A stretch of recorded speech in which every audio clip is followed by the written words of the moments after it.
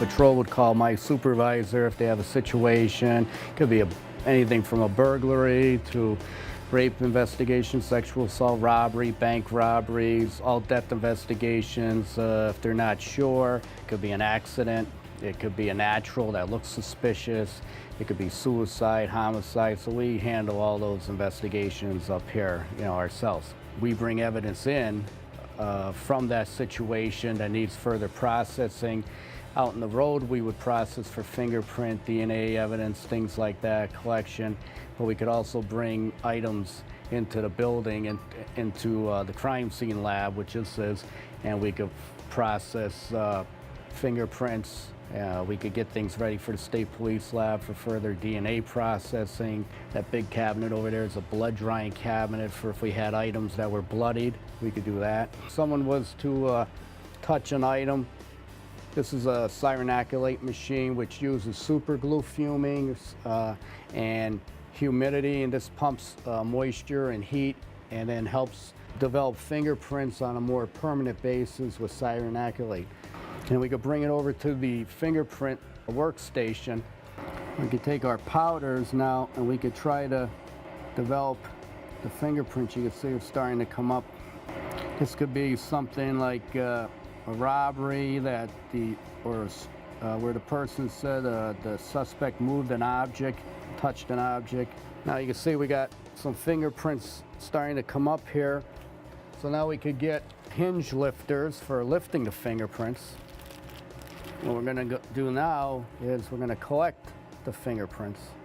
So now we could photograph these fingerprints and then we could collect them.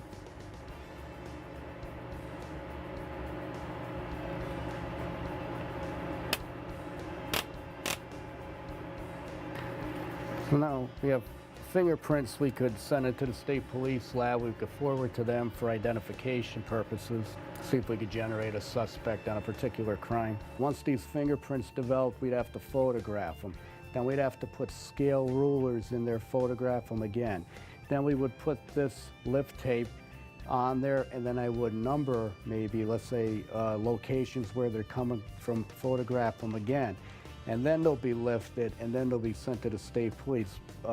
One, we do that in case a lift gets ruined when we're pulling it, so we could use the picture to make an identification. We could send a picture down to the state police, and they could do that. And two, if we were in court and someone had a question, well, how do we know you got that fingerprint from that container?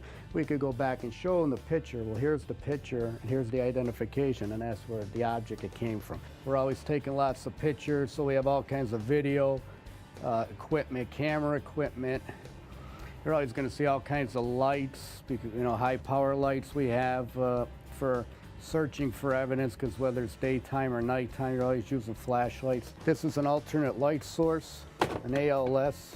This helps you look for fibers, blood, liquids, things of that nature. You can use this for fluorescent fingerprint powder I have on the door behind you. If you're looking for fibers or if we wanted to develop fingerprints, we could do that.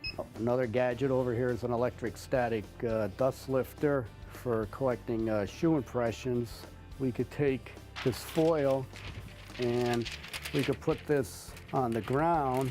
If we had a shoe impression here, again, we would try to side light it with a flashlight, take a picture of it, again with scales, put a ruler in there so we have an idea what the size of the shoe is and the width, who we're looking for. We have lifters that we could collect, like gel lifters, like fingerprint lifters, only they're big. With this new gadget, we could do something like this.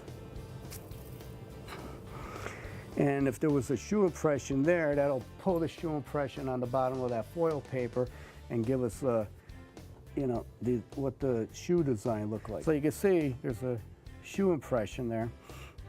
And that also could be sent to the state police lab for, further analysis. If we got the person's shoes to make a better identification, we could forward that to another lab. This is for out in the dirt, shake and cast powders. Okay, we have different kinds. This is a pre-mixed kind. And what you would do there, you would break this, mix it into like a pancake batter, and then we would pour that, like you said, into like a mud or a dirt print outside. Something happened outside. So you do this in snow, in the mud, dirt, whatever. Tyvek suits, protection suits, evidence collection jars, containers, tweezers, arson cans for arson, collecting arson evidence, special containers for that. Somebody gets a nasty note, we could spray it up here and heat it and turn fingerprints purple in a couple days if there's prints on it on paper, things like that, so we could process stuff like that. You know, on TV it looks fast and easy, but you know, in reality it takes, you know, it's a lot harder and longer.